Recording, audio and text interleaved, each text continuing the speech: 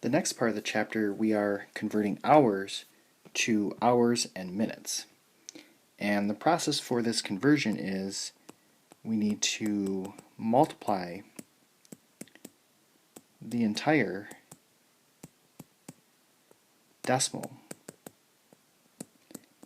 by 60. And then if we have to round, then we round the minutes to the nearest whole.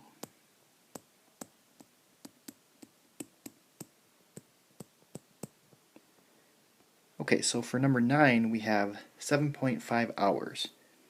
So the whole number, I can just transfer that over. So that's going to stay the same. That is 7 hours.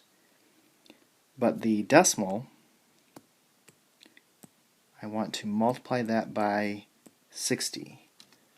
So 0.5 times 60, we get 30. So this is 30 minutes.